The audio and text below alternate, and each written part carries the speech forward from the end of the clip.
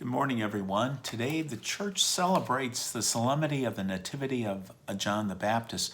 So we have a special readings on this day, on the birthday of John the Baptist.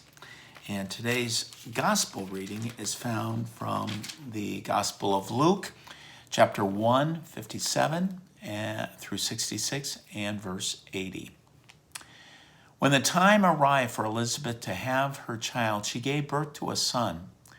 Her neighbors and relatives heard that the Lord had shown his great mercy toward her, and they rejoiced with her. When they came on the 8th day to circumcise the child, they were going to call him Zechariah after his father, but his mother said in reply, "No, he will be called John." But they answered her, "There is no one among your relatives who has this name." So they made signs asking his father what he wished him to be called. He asked for a tablet and wrote, "John is his name." And all were amazed. Immediately his mouth was open, his tongue freed, and he spoke blessing God. Then fear came upon all the neighbors, and all the matters were discussed throughout the hill country of Judea. All who heard these things took them to heart, saying, "What then will this child be?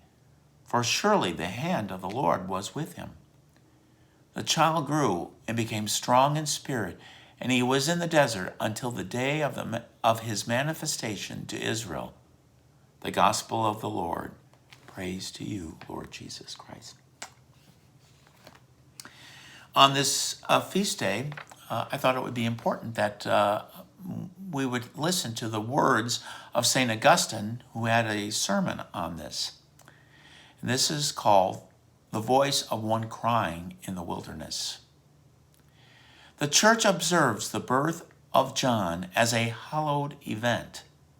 We have no such commemoration for any other fathers, but it is significant we celebrate the birthdays of John and Jesus.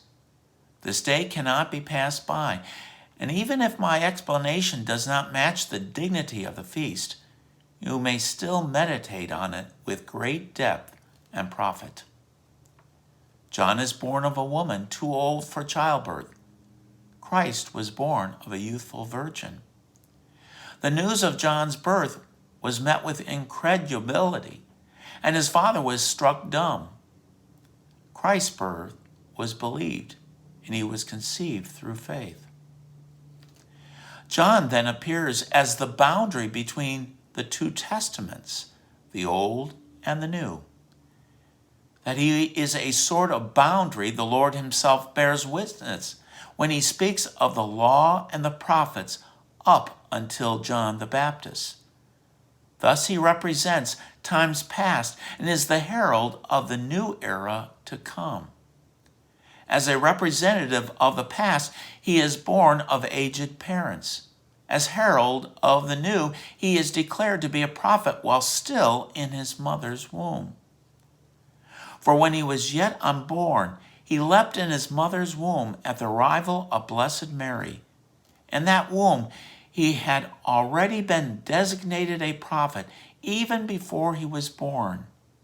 It was revealed that he was to be a precursor of Jesus before they ever saw one another.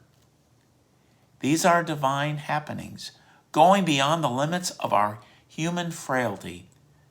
Eventually he is born. He receives his name, and his father's tongue is loosened. See how these events reflect reality. Zechariah is silent and loses his voice until John, the precursor of the Lord, is born and restores his voice. The silence of Zechariah is nothing but the age of prophecy lying hidden, obscure as it were, and concealed before the preaching of Christ. At John's arrival, it becomes clear when the one who was being prophesied is about to come. The release of Zechariah's voice at the birth of John is a parallel to the rendering of the veil at Christ's crucifixion. If John were announcing his own coming, Zechariah's lips would not have been open. The tongue is loosened because a voice is born. For when John was preaching the Lord's coming, he was asked, "Who are you?" And he replied, "I am the voice of one crying in the wilderness." The voice is John, but the Lord is the beginning, was the Word. John was a voice that lasted only for a time. Christ, the Word in the beginning, is eternal. Great words from St. Augustine. Stay safe, folks. Hopefully we get to see each other soon. Bye for today.